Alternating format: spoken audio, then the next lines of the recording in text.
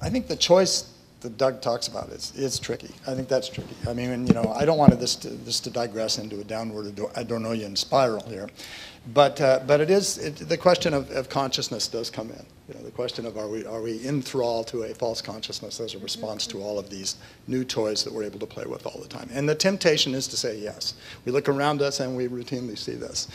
Yet, what's interesting about Adorno is he always saves that last line that endows humanity with some sort of force, and always pulls back just a touch, just enough to make a small gesture towards, well, if we're in thrall to the theater, then we're the limit of it. And if we're in thrall to the machine, then we're the limit of it. And even he has that sense. Now, as to engaging the material around, you know, the kind of nature around us, I mean, I think that's really important. I got to get out more often. I mean, obviously, and I think the idea of making those choices is tricky. Capital is a dominant issue here. The other thing I think that's interesting is that this kind of assumption that new is better.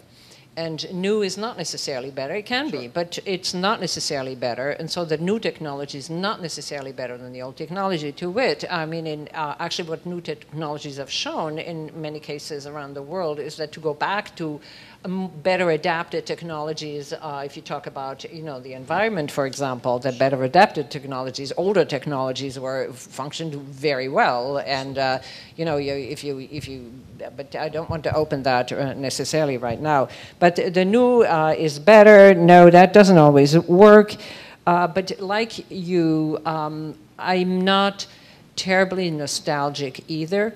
Though I think we are also becoming slaves of some of the media, and like Doug, you know, I'm hammering away on my email first thing in the morning until my head is this.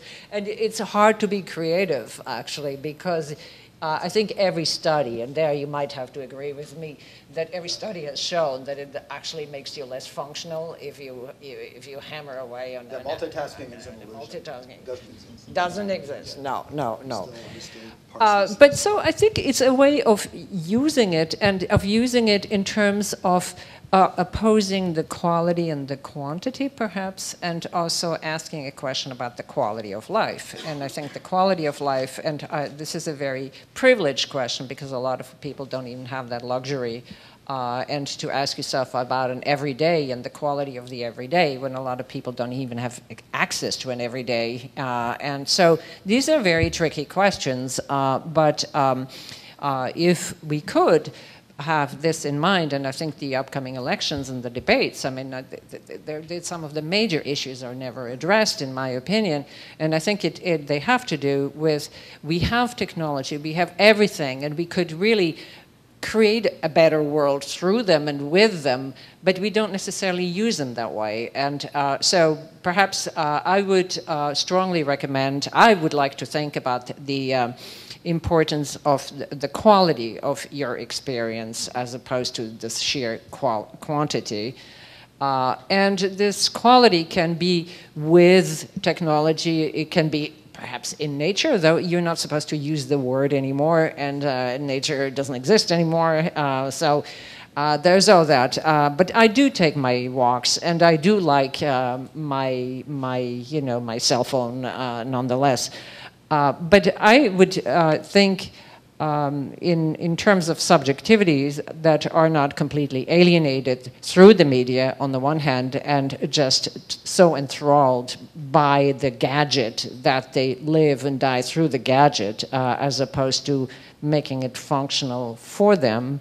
And then perhaps, I don't know if we have time to talk about, some kind of social justice and how that would function and work in that context.